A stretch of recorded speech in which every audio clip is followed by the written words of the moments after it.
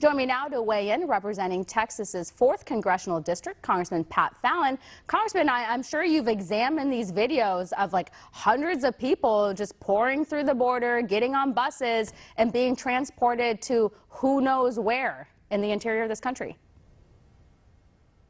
Well, Stephanie, that's why the Biden border crisis has now become the Biden border catastrophe. It is an open border policy in all but name. And, you know, we're right now, we've crossed the million threshold as far as illegal immigrants crossing the border this year.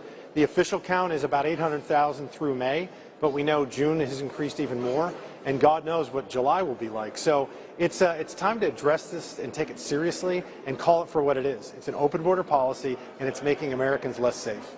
Yeah, I mean, you watch this video and it makes you ask, when is this going to end? How many more people are they going to let through? This is really disturbing because it's not, this is like a national security threat. As I mentioned, we don't know who's coming through. Some of the people that they did find, some on the terrorist watch list, some of the other sex offenders, yes, others criminals. We need to know who's coming here and where they're going, and we need to know everything about these people. Also, I find it really hypocritical that we have the White House and Democrats that are like really eager to call for us to wear masks again, and even those who are vaccinated need to wear a mask, and they're like for lockdowns again. Yet the border's completely open, and they don't seem to care about the people that are coming from over 100+ countries that could be bringing in different strains of the virus. Stephanie, it's like you go from insane, right, to just the absurd. And you think about it like this. In Texas, in just a recent 6-year period, and this is just Texas alone, 200,000 criminal aliens were arrested, and they were charged with 593,000 crimes. That's number one. Number two, to your second point about COVID, if the Delta variant is such a threat, they're literally looking us in the face with a straight face.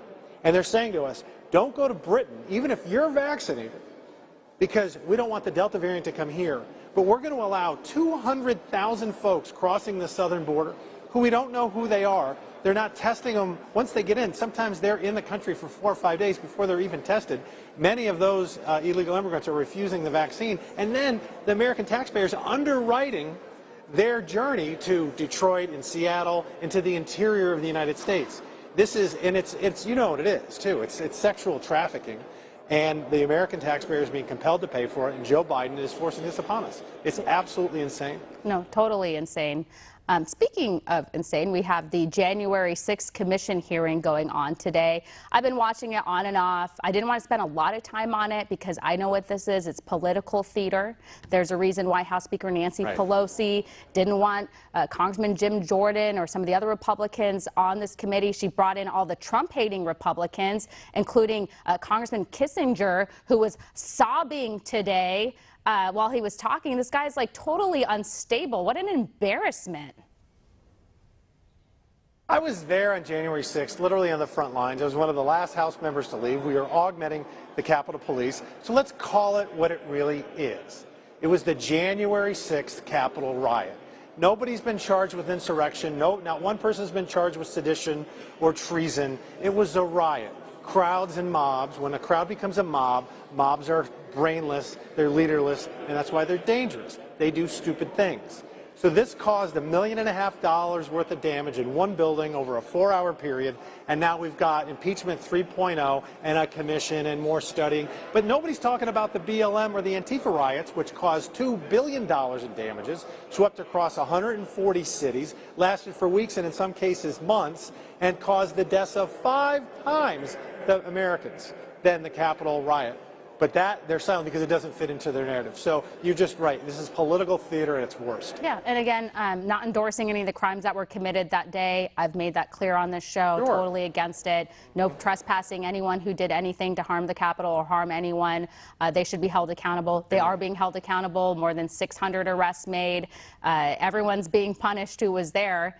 And those who didn't even like storm the Capitol, who just like happened to be in D.C., they've had their visits from the FBI and have been questioned by law enforcement. So this is being taken seriously. And again, those who broke the law are going to be held accountable. That being said, just like listening to some of this hearing, it was just super partisan. super partisan.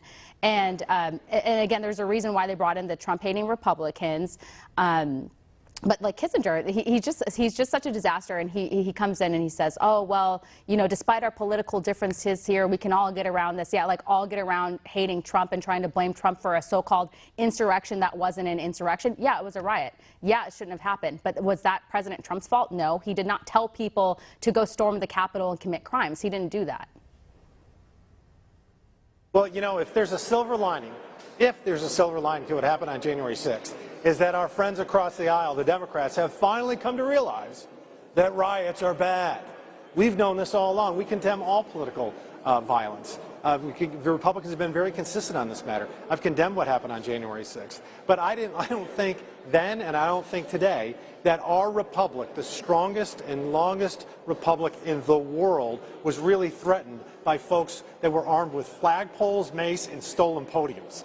I mean, they were a bunch of clowns. Now, they were dangerous clowns. They shouldn't have been where they were, but that's what it was. It wasn't a mass uprising and insurrection. I mean, come on.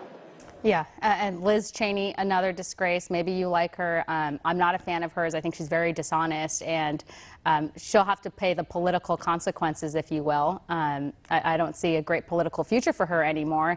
And then especially after her today, I mean, doubling, tripling down, it just never ends. Well, you know, I'm glad you mentioned that, because I do personally like Liz Cheney, but politically, I don't know. I was just shocked what's been happening, and particularly over the last 3 weeks. She's just doubling down and tripling down and quadrupling down.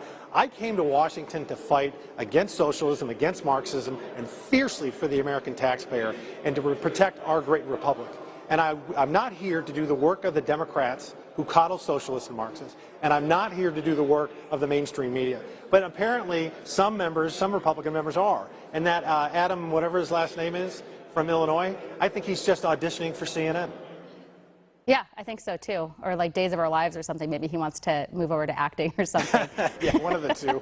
It's pretty terrible. Crocodile tears. Yeah. I mean, come on. And I'm glad you brought up what you said. You're there to defend your constituents and do the right thing, is turn our country away from socialism and communism, among some of the other bad policies that the Democrats are pushing for and implementing. So we appreciate the fight. Thank you so much for joining us on the show.